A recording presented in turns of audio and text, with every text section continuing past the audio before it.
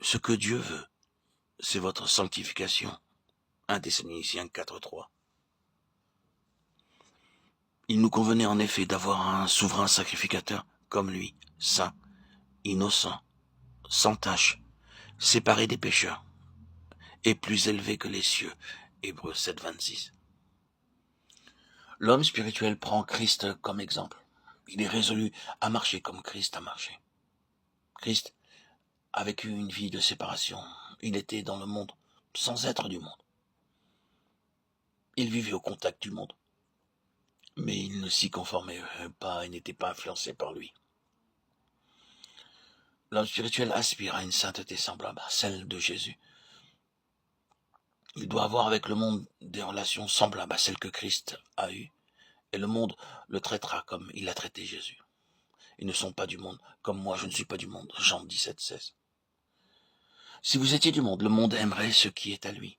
Mais parce que vous n'êtes pas du monde et que je vous ai choisi du milieu du monde, à cause de cela, le monde vous hait. Souvenez-vous de la parole que je vous ai dite. Le serviteur n'est pas plus grand que son maître. S'ils m'ont persécuté, ils vous persécuteront aussi.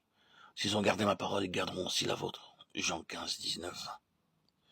Dieu nous a appelés à une vie de séparation spirituelle afin que nous soyons en toutes choses semblables à son Fils.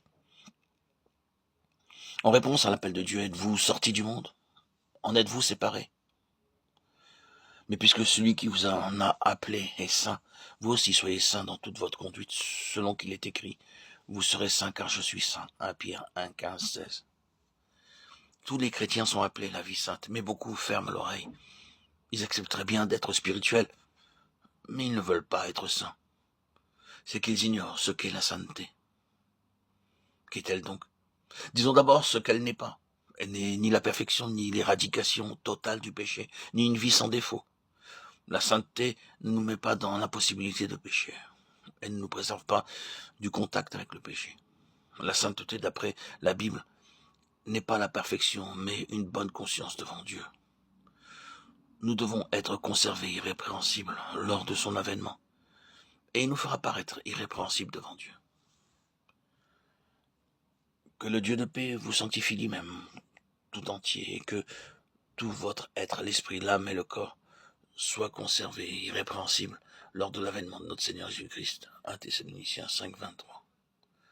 Or, à celui qui peut vous préserver de toute chute et vous faire paraître devant sa gloire irrépréhensible et dans l'allégresse. Jude 24. Il y a quelques années, cette vérité fut pour moi une révélation. Je devais disposer d'objets personnels appartenant à une sœur bien-aimée que Dieu avait rappelée à lui. Parmi les objets qu'elle avait gardés précieusement, je découvris une lettre que je lui avais écrite à l'âge de 7 ans. Ma sœur était alors en voyage et elle me manquait car je l'aimais beaucoup. Dans ma missive, je lui ai exprimé toute mon affection. Cette lettre était ce que j'avais pu faire de mieux, mais elle était loin d'être sans défaut. L'écriture laissait à désirer et la grammaire était incorrecte, l'orthographe très imparfaite. Mais ma sœur en fut enchantée car cette lettre venait d'un cœur sincère et affectueux. Maintenant, je ne pourrais envoyer une lettre semblable sans m'attirer des critiques très justifiées. Eh bien, la sainteté, c'est cela, un cœur rempli d'amour pour Dieu. C'est Christ, couronné roi de notre vie. Cette sainteté est attrayante. C'est la sainteté de Dieu, trouvant son expression dans la personne même et la vie du chrétien. La paix de Dieu illumine alors son visage, la douceur de Dieu s'exprime par sa voix. La bonté et la grâce de Dieu se montrent dans sa façon d'être. Êtes-vous saint de cette façon? Examinez votre vie. Est-elle celle d'un chrétien charnel ou d'un chrétien spirituel?